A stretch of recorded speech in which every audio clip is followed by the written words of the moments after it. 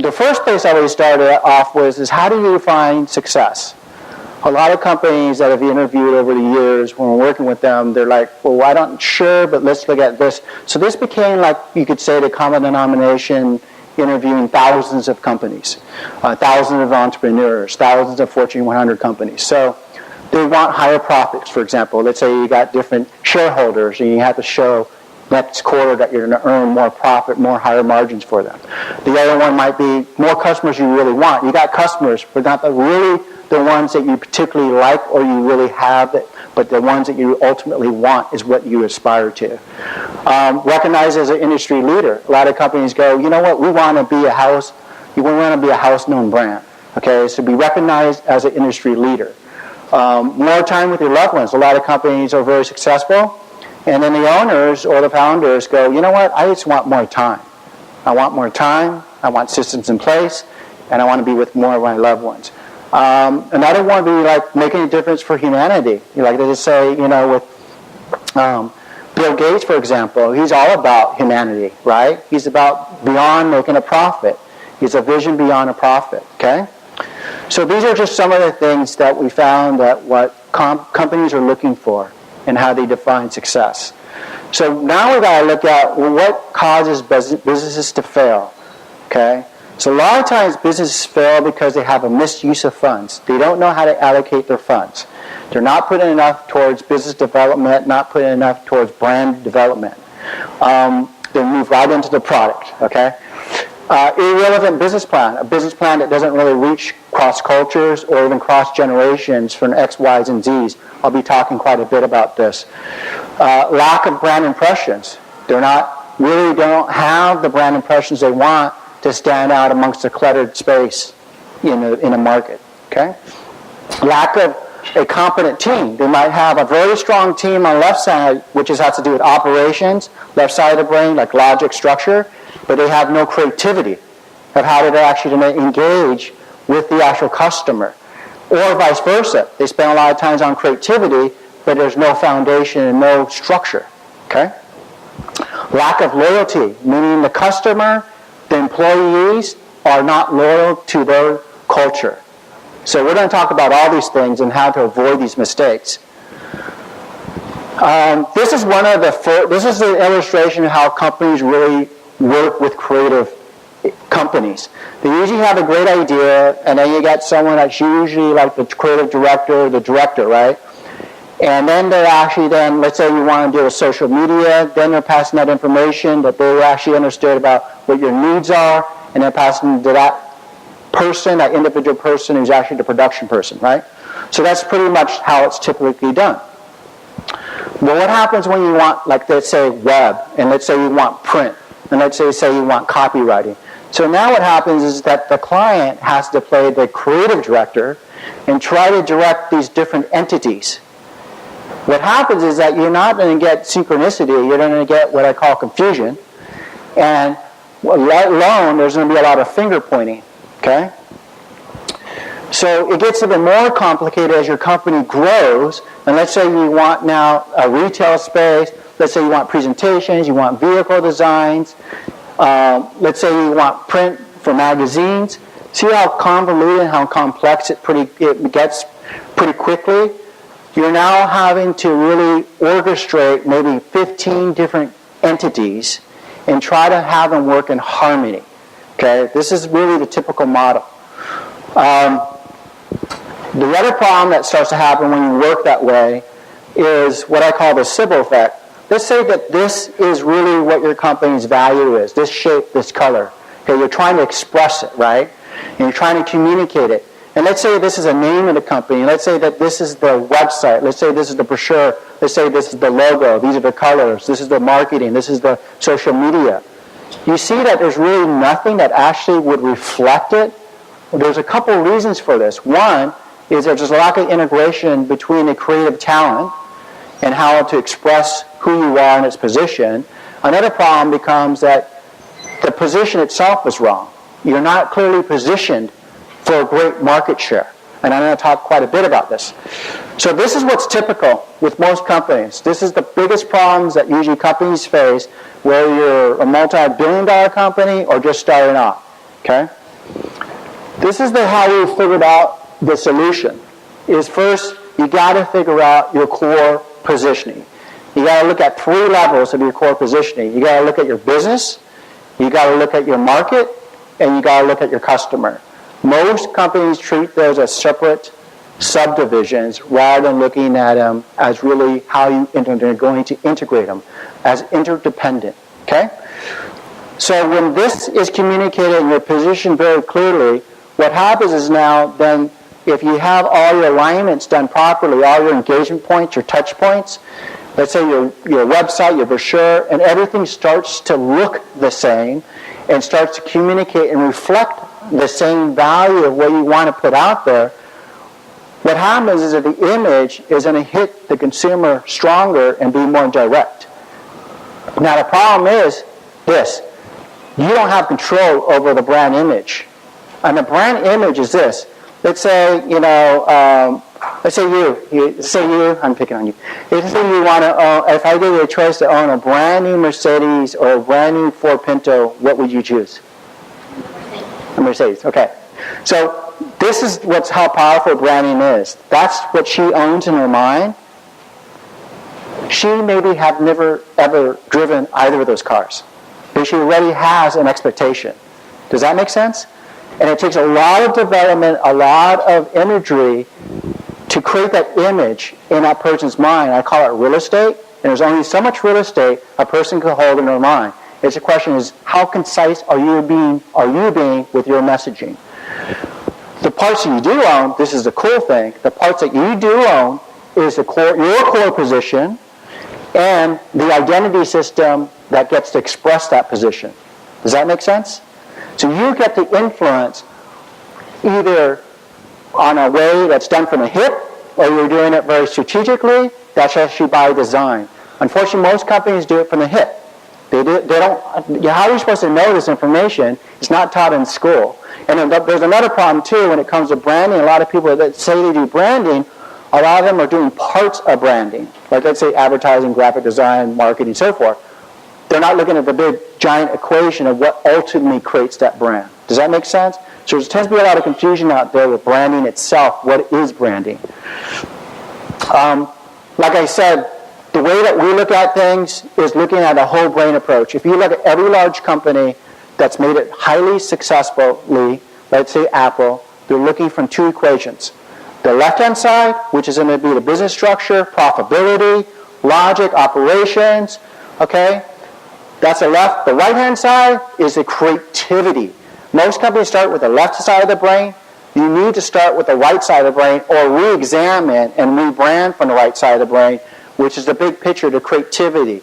Aesthetics does matter. Aesthetics does matter, especially now because there's more products on the shelf than ever before.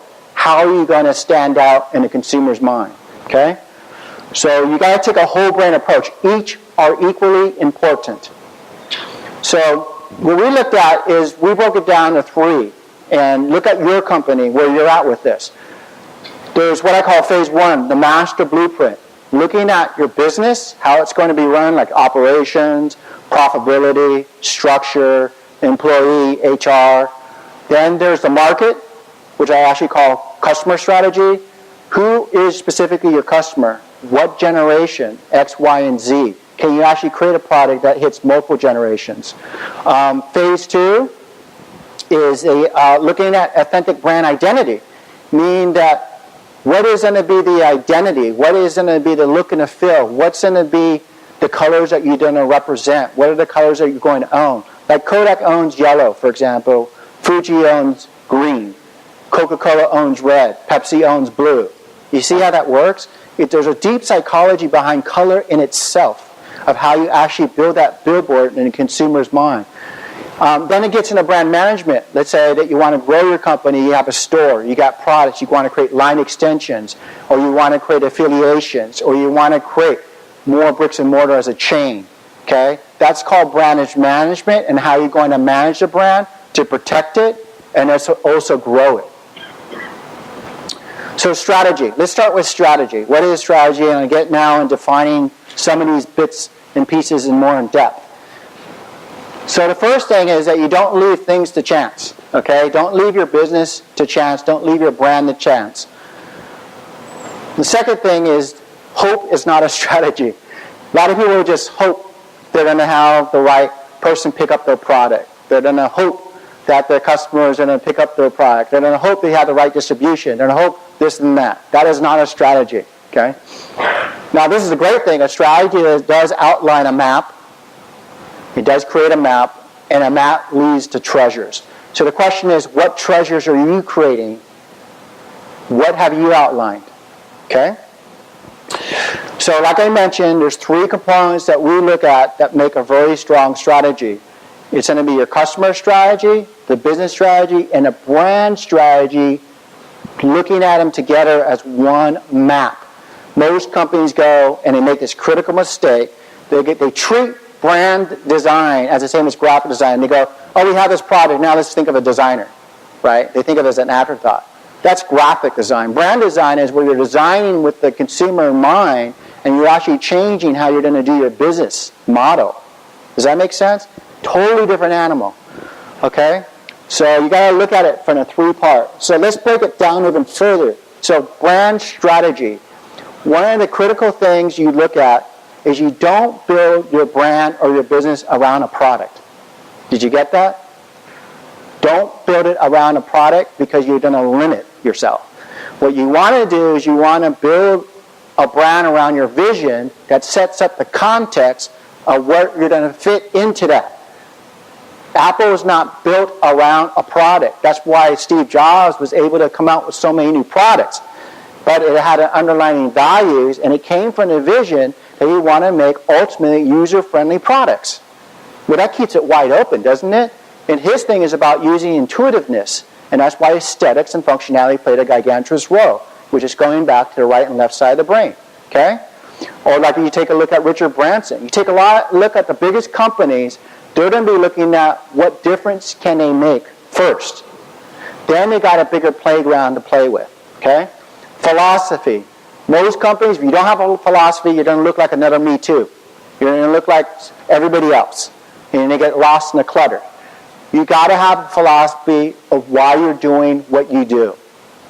There's a reason for it. And maybe you haven't figured out, it hasn't come to the surface yet, but there's a reason why you're actually here. There's a reason why you actually have a company or a product that you're bringing to market or you have to market. It doesn't matter if you're a multi-billion-dollar company, you still need to have a strong philosophy because you're going to reach a limitation at some point. Okay? Values. Principles that you'll stand by. Meaning that there's going to be values in your culture that you want to define, like is it going to be integrity-based? Is it going to be customer service-based? Is it going to be honesty-based? What are you basing everything around to build your culture, to do the right hiring for employees, to the right salespeople, to people actually representing your brand, and actually engaging with the brand to actually experience that. You got to be clear on your values. There's usually 3 to 5 values that you should have. Brand promise, your overall core positioning. Meaning, like a couple examples would be like FedEx. Okay, absolutely, positively guaranteed overnight. That's how they position themselves from the post office. And they knew no one else can claim that space. So you got to look at how are you going to position yourself uniquely, differently from the others. Not more, but different. Okay? Differentiate. You got to have a strong personality. A couple examples like the Geico, they have the Gecko Lizard, or they got Mayhem for Allstate. They're both insurances, right? And you got Flow for Progressive. These are all in the same industry, but they have different personalities that people can relate to because brands are treated like people. They should have a heart, they should have a soul, they should have a physical presence to them, and they should have a voice. But what are you creating? If you're not sure about that, you're going to have a schizophrenic person walking around. Does that make sense? Okay? You got to go beyond the product because if you're only basing around a product, you're going to be based as a commodity and you're going to get beaten up on pricing. That's just the way it's going to work. Okay, so brands, business strategies, here again, the clarity of why you're in business. There's a reason why you're in business, the big why. Looking at stronger IP. A lot of companies, you could patent things that you didn't even think were possible.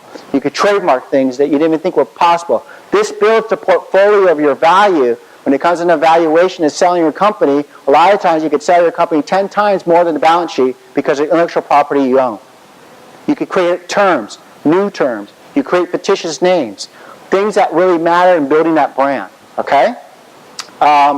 Business model, solve multiple problems. Most companies, they have a business model that only solves one problem. There's so many problems you could solve that you are probably so unaware of how you could actually take your same idea, a widget, and actually build it so it has more legs and more revenue streams, okay?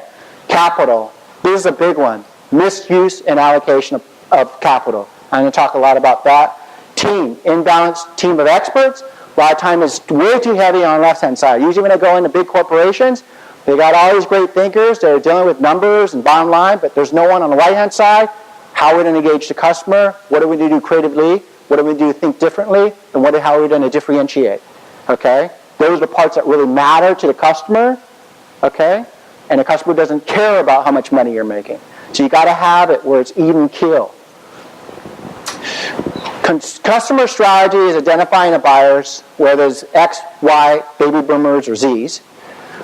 Inspiring, creating a culture that thrives. You got to create an inspiring culture, a culture where people want to work for your organization, like Google. People want to work with Google. People want to work with Apple. People want to work with REI because of the culture that's been created. Okay? Meaning, are you matching the lifestyle of the people that you're hiring? Identify lifestyle, which I just talked about. Quality. Quality is what builds long-term value. Most companies do not build things around quality, and unfortunately, it gets noticed. And that means countries as well. I mean, look at China. It's not even made in China. Doesn't have a good representation, and even the U.S. is now making a final comeback, which is awesome. But the U.S. started off in mid 50s to 70s, super strong, and then went down as far as made in U.S. And Japan was the opposite. They started off in the 70s really as a poor brand as a country, and in the 80s took off because of Sony. So even countries have to brand themselves, okay? The payoff is this, is when you do things proper in the right sequence and you build from an architecture, not from hope, you shave off decades of mistakes and redos. Most companies, they start, they stop, they start, they stop, or they start and they hire that company, and they fire that company, and they hire that company, and fire that company. They're not sure what's going on. Is it the marketing company? Is it the advertising? Is it the sales force? A lot of times it's none of that. It's you're not even clear of your culture. You're not even clear of your position. You're not clear of your vision, your philosophy, your values. So you're constantly hiring the wrong people because you have no baseline. Okay? Value, increasing the value of all stakeholders. I'm just talking about the shareholders that people might have invested in your company, but I'm talking about employees, I'm talking about actual customers. Anybody who actually sees themselves as part of engaging in your brand is part of your sharators. Speed, stand out as an industry leader. When things are done right, as an architecture, like having a blueprint to the house, you could build it quicker than rather not having a blueprint. Profits, greater profits in a greater period of time. Here again, having a strong plan that outlines your treasure, you can get your treasures quickly. So here again, I talked a little bit about how budgets are usually done. So brand awareness budget, when you look on the web, you only find two things that they ever talk about. And I'm going to talk about what's really relevant now. So the things that I find when I go on the web and I say, well, how much should a company budget be? And the only thing that you find, you won't find anything on branding, but you could find things on marketing and advertising. And the general, and to show you real quickly, for revenues under $1 million, 8 to 10% for existing company. If you're bringing a new product out there, it should be 2 to 3 times that amount. Now let's take it to the extreme opposite. Over $50 million, it's 4 to 5%, and you could expect if you're bringing a new product out there, it'd be 2 to 3%, 2 to 3 times more. Excuse me. Now, what I say is that you could get all this done with just maybe a couple percentages more and be a lot more effective and create a lot more value and get a lot more success quicker with the proper allocation of your budget. Now when I say cheap is expensive, is a lot of people go, well, we got to start off this much money because we have this much money, or we want to hire this creative company because they're cheaper. What happens is that you end up redoing the work again, and it costs you not just the materials of having to rebuild your brand, it costs you the customers you could have had that are now gone to another brand, which took up your market share. That's where it gets expensive. Implementation. So now we move to implementation, which is also called execution. We start off with strategizing. You want to strategize for the big picture, your big vision. Okay, so now we move into implementation. What is implementation? This is what a true branding firm looks like. So a lot of times when graphic designers, advertising, and marketing people say they do branding, they're not a true branding firm. They might do, like, let's say, marketing, right? And they might do, designers might do the mark, which is also referred to as a logo, which we'll talk about the difference between the two. But that itself is not really being a branding firm. A branding firm is where they should have multiple disciplines. They have mastered multiple disciplines. From, let's say, billboards, cause marketing, animations, videos, storefronts. They should have mastered so they could actually work and integrate everything into an identity system that actually is an identity system. Does that make sense? Graphic design, marketing, advertising, social media, super important, but have to be done in a particular sequence. If they're not done in a particular sequence, you're going to waste your money. A lot of times people go, oh, we need marketing, we need social media. If you're not clear of your platform, if you're not clear of your position, you're going to start broadcasting things that have nothing to do with your company that differentiates you in the market. Does that make sense? I see that, and I see that with companies that are in the $1 billion that we go in, and they've done pretty good, but once we change them, they capture so much more market share. Okay? I'm showing you where you could correct these mistakes early on if you're a newer company. So, not to complicate things, but we've actually gone way beyond that.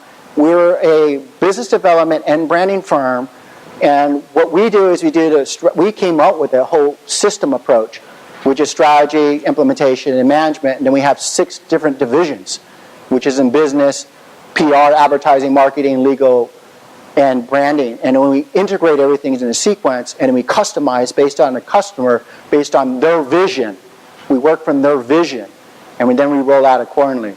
So I'm going to be sharing here again intellectual property, not for you to copy, but actually for you to utilize and to get excited and inspired and to actually apply into your own business. Okay?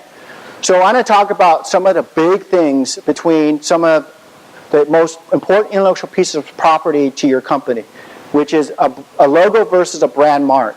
Okay, so a logo is lower cost and less time to create. Okay, so a lot of times I see logos. Now the thing about a logo, here again, you're branding from the hip, or are you branding from an architecture with a plan in mind? When you're branding from the hip, you're going to create logos that you like and dislike. But what does that have to do with the position of the brand? You get that? You don't have to even like the mark. And now I'm going to talk about marks. Marks incorporate and symbolize your position overall in your space. And if you're a global player, then I'm going to talk about specific types of different marks. So a brand mark really is a trigger point to identify the source. So let's just say, you saw an apple, the apple symbol, right? The apple mark. It symbolized, and let's just say that you see that, it will pop up thoughts in your mind of what it represents. Oh, the culture creative people, innovation, okay? Quality, okay? Or let's just say that you put up Kmart, Walmart, Macy's, Nordstrom's. Do you see the scale of status that goes up? Doesn't mean one better than the other. It just means that they're targeted and identifying the source of where it's coming from. Does that make sense? So it's really important that you have a strong mark. Most people have a logo that is an actual liability for the company. A brand mark, the big advantage too, it professionally represents who you are. Meaning that you're not embarrassed to hand out your business card. Okay? It works across all media. A lot of times when I see logos, how are you supposed to embroider this? How are you supposed to, for shirts? How are you supposed to create it as an app? How is it supposed to be used electronically as a black and white? How is it supposed to translate to half size of a dime to a billboard? There's big problems when you have a logo versus a strong mark. It also becomes one of the greatest assets to all stakeholders. So it identifies a source. So let's say you're in a foreign country and you identify Coca-Cola and you don't identify any other labels that are on the shelf. more than likely you're going to choose that Coca-Cola because you can identify the source and you get its association and you feel it's safe because there's trust that's built into it over years. You see how that works? Okay? Worn as a badge. Let's say Harley Davidson. The bikers, they wear that as a badge. You notice that? Harley Davidson bikers versus, trying to, wear a Honda. It's a whole different vibe. Okay? They're proud of what they belong to. The human being wants to plug themselves into something. Do you have what they want to plug into? Think about it. Okay? Human beings, we want to plug ourselves into because we want to feel like we belong to something, right? Whether if it's a social class, whether if it's this or that, that's how we relate. That's called relationship. Your brand should be relating, but it has to be relating from a position. And if it's not relating from a position, you're doing it from hope. So here's the transformation of a logo to a brand mark. Even Apple's gone through this. Okay? They started off to the far left, and they migrated to the far right. Okay? That's what's moving products. Okay? So for example, like let's say that you own Nike. You go, hey Howard, you could have all the inventory, you could have all the distribution. I'm not going to give you the swoosh, and I'm not going to give you the name. What's the company worth? See how it's built over years, and it's built far greater than the balance sheet is even that mark. So that's what I call the entry point to the brand. That itself is not branding. That is a part of an equation of building a brand. But it's a very important part. Here's Microsoft. Okay? A lot of companies are what I call are creating pictorial marks or abstract marks being separated from the name of the company so they become universal if you're going global. Microsoft, strong mark now. This, how is that supposed to translate when you're in Egypt? How is that supposed to translate when you're in Russia? You get that? It gets very costly and it gets very confusing. If you just show that mark, it's now a universal language. You see how powerful that is? And it's very simple. The strongest marks, we created 22 attributes. The top 3, bold, simple, and unique. Bold, simple, and unique. If your mark is not bold, if it's not simple, if it's not unique, you probably have a logo. It's not a good or bad thing. I'm just saying that then it doesn't give you the universal adaptation for different market spaces. Even Starbucks is going through a transformation. See how they're not saying Starbucks around the mark? This is what's called a pictorial mark, by the way. They're now using a very simple mark. Okay? So, case studies. Now I'm just kind of put it all together for you. Okay, now we've talked about theory.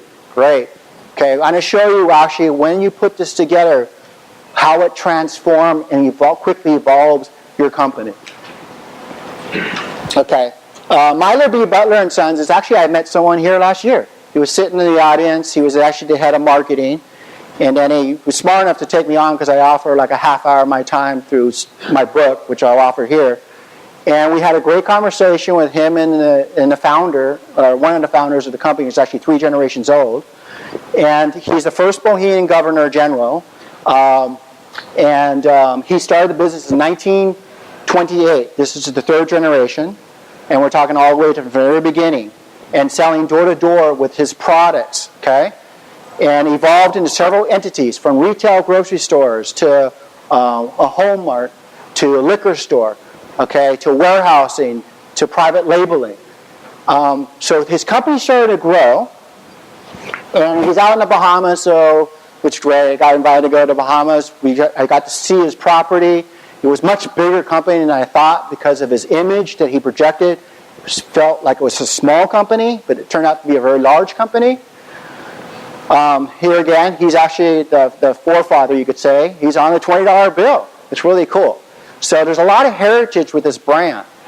So the first thing that we did is that we looked at here again, the first thing that we went into is it was a master strategy. We examined what's your position in the marketplace. Who's in the marketplace that's encroaching onto your marketplace? What's your strategy from brand to market to the business to the branding? The first thing that we did is look at the architecture of their business. Here again, you don't want to build your business around a product. You want to build it around a vision. Okay? And I say that again. You don't want to build your brand around a product. You want to build it around a vision. So with him, it's kind of hard to read, but it started off Myler B. Butler and Sons Limited. You have the Myler B. Butler and Sons Distribution, Butler's Home Essentials, Butler's Bargain Mart, Flying Dutchman Liquor Store, which is a private label. Anyways, what we found out is that there is no way you can really leverage a brand strong from this to create a lot of credibility very quickly and create a lot more brand awareness. Because here again, they weren't growing as fast as they knew they could for over 3 generations. So what we did is we built the architecture of their business and associate all the products under different categories, which is, let's just start off with simplifying the name, Myler Butler. Because this is a mouthful. Most people, we interviewed several of their customers, how do you remember, Myler B. Butler and Sons Limited? And he said, Myler Butler, Myler Butler, Myler Butler. So the first thing that we did, which is great, one of the brothers is family owned, they were smart, they actually had the MylerButler.domain.com, which is really cool. So I go, wow, that saved a lot of headaches trying to get that one. So then we looked at, well, why don't we build it as extensions? So why don't we go from Myler Butler Distributors, Myler Butler Home Essentials, Myler Butler Mart, and then we kind of keep Flying Dutchman separate, okay? Doesn't that make a lot more sense? Now there's real leverage around Myler Butler, okay? It builds a better portfolio, builds more value, builds more credibility faster, especially if you want to go global. This is their vision, which is really cool. Myler Butler transform everyday businesses into movements that create positive differences in society, enriching the areas of business, education, medicine, government, individual, families, and general public. That's really powerful. You could say that's more than just a product, okay? See how big that is, working from the vision? Now this gives it a lot more of a playground that they could play in. And this is an idea of the philosophy. Myler Butler's value to the society through building a legacy of business ethics, monitoring and empowering people. We sustain our bohemian heritage and reputation with courageous leadership, mutual respect, and personal accountability. That's really powerful. That's their philosophy. That means whatever they do, whoever they hire, has to evolve and revolve around this statement. You see how this is much more than just a product? This is something that people could engage. This is people that someone could actually hook up into and be part of a culture. Now, saying all that, we go now through an examination of where they were. Okay, we're transforming them right now. This is the current website.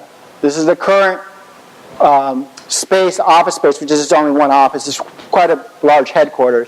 This is just one truck. They have different fleets.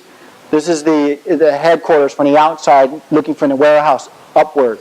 But you can see this doesn't really feel like the vision, doesn't feel as powerful, nor does it feel like the philosophy. So what I call this is disparity. Their identity, their core now is really strong on a 10-point scale. It's like more like an 8, 9, and 10 on a 10-point scale. But their identity is still like a 2 or 3, 4 at best. Do you get that? So what we need to do now is create an equilibrium so they become a magnaphone of who they are, how they're positioned, and how they want to be represented to the world. So this is sort of some of their competition locally. This is some competition that are larger organizations that have been creeping on their space, and people don't even know about Myler Butler, even though they're 3 generations, because these other companies on the outside look more professional. Does that make sense? Their identity is carrying more value, even though whether it's true or not on the inside, the outside is what's bringing people in. Okay? That's why I say aesthetics does matter. So this is the old logo, right? This is the current logo. Now what we went through was a whole series of brand marks. We went through about 1,500 different concepts based around their philosophy, their vision, their positioning. And we create what are called classifications of marks, or called abstract marks, pictorial marks, word marks, and there's also called letter form marks. So each one of these came from a different angle of how we're going to build the brand and tell a story behind the mark. Does that make sense? And each one of these represented, in a sense, the different colors as well. different ways of arranging colors. But they're all simple, bold, and unique, and they carry the other 17 attributes to make a very strong mark so it wouldn't have to be done later and create a lot of impressions, a lot of people's minds in a lot of different countries. So we ended up with this one because we found that this one really filled who they are as a distribution warehouse and retail and private label. And so the hub was really important because it also gave the idea behind the export-import. And being in the Bahamas, we chose warmer colors. But the whole idea that they're an international company, so we wanted to create a very strong brand mark. Then we came up with the tagline, respect, quality, and value guaranteed. That came out of the strategy session as far as their positioning, how they're to position themselves differently than the competition. We always look at the competition, how they're being positioned, and what can we do differently, and how are we going to get share market. Okay? Here's the before and after. So we're going through this transformation. Like I mentioned, I met the gentleman here last year sitting in the theater. We then, this is the private label, the liquor store. Okay? And these are the different types of concepts that we came up with. This one we want to give more personality. The other one's definitely more corporate. You get the difference? You design marks based on who your target audience is and what is the personality behind the brand. Okay, it's really important. So, we created things that were really fun, very different, unique. At Flying Dutchman, he was the one that delivered liquor, and during the rough times of getting liquor over to the Bahamas, and he was able to do it every time and fulfill to the locals. And so this is the final mark that we came up with. This is the before and after, just showing you. This one, by the way, see, how would that ever work as an app? How would that ever work as a one-color job? How would that ever work as an embroidery? See how it's too convoluted? It's more of an illustration. It's not a strong line art. Okay? You getting the difference there? And then these are the difference to the way we're going to transform the buildings. This is the old website. This is the new one that's currently being working on. We want to create a story. The story is the 3 generations. The story is why they do business. So we use a lot of the latest technology. We're going to have a sliding show and showing movies and showing happy customers, telling a story. This is what's called a brand style guide. This is how you keep control over the brand as you're building out more, let's say, retail stores or liquor stores or new products. This is how you manage the brand. These are like putting in the actual core DNA, what we call the core DNA. This is what we call like defining what is the DNA behind the brand. This is what's called when you get into the colors themselves. We actually came up with like the Bermuda blue. We actually created the name. So these are the primary colors. These are the complementary colors, and that's the accent color. How does it translate to RGB, CMYK? That way, when it's given to a third-party vendor, let's say web developers or printers, or let's say advertising people or whatever, everyone's following an identity. They're creating things that look like your brand rather than a whole separate brand. They're not killing your brand. They're actually adding value. Does that make sense? Okay, that's how you control the brand. Okay? These are the do's and don'ts. Never do this with the logo, or the mark that would create as a logo. These are the fonts. Always use these fonts. In these different situations, for body copy, use this font. For headlines, use this font. This is how the big boys do it. This is how Apple does it. This is what we've done for Fox Television, ABC, HBO, Mattel. You keep control over it, and you keep control over your licensing. Now you build a brand, a stronger brand image in the consumer's mind because you're building this thing in the consumer's mind going, oh, I kind of seen that before. Oh, I've seen that before. I really seen that before. You see how that works? If you try to use different fonts, different colors, you actually send out different messages, and the consumer never understands who you are. They never get your identity. They're always lost. Okay, just even how to type a letter, how is it written? Where's the margins? Where do you start? What font do you use? What size do you use? What's your leading? What's your kerning? All that matters to keep consistency. The more consistent you are with your brand, the more impressions you're going to have, stronger impressions you're going to have in a consumer's mind.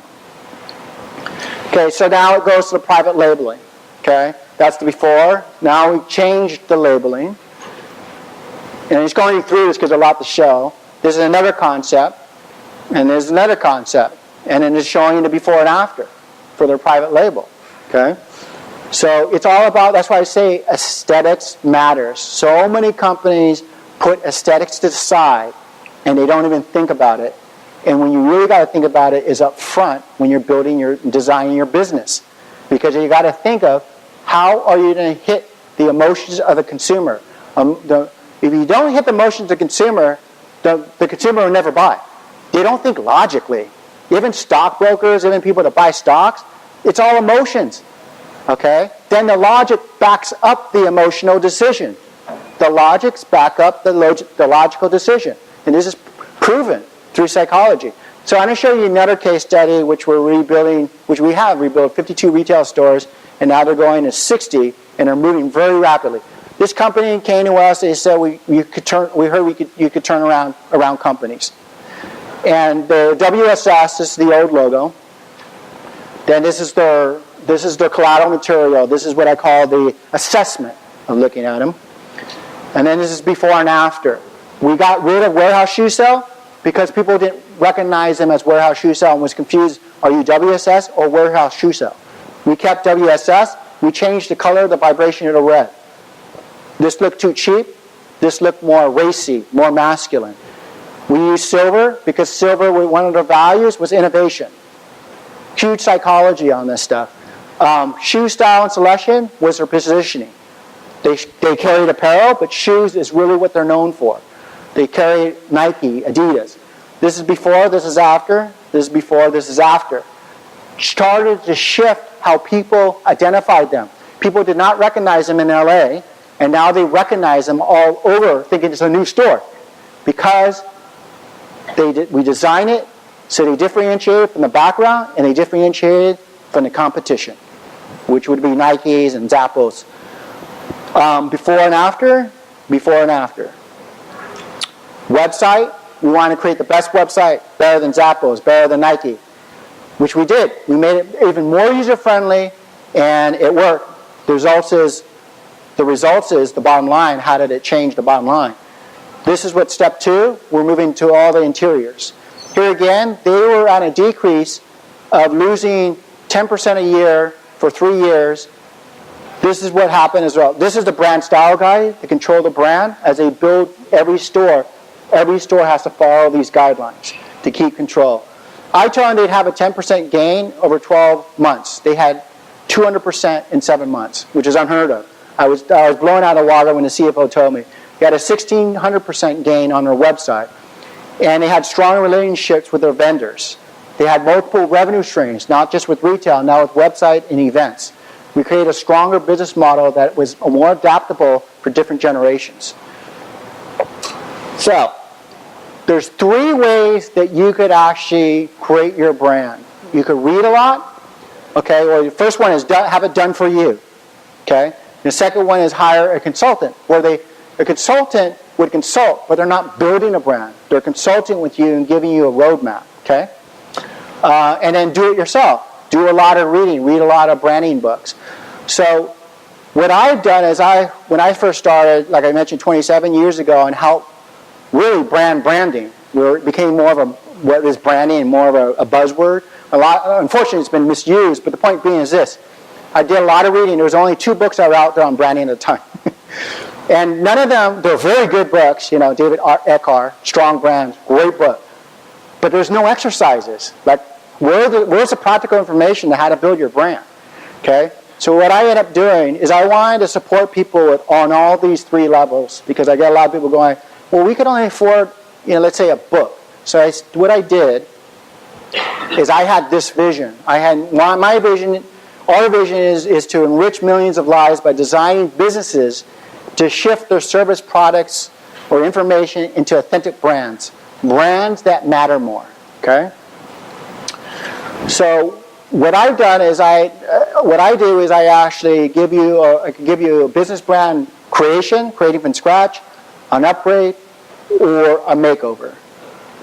And that's what I offer. And then the second thing is what I do is I help companies out. They go, well, we don't have a budget where we could help you build our brand. Can you at least tell us what direction we should move with our current look and feel? This is what I give in an assessment. I usually charge $3,000. I'm only charging below cost at $497. I only have like, I think 21 spaces for this. The third, we do this over the internet. You send me your website, you send me your logo, and I'll tell you what you can do, and then you turn around to your creative people.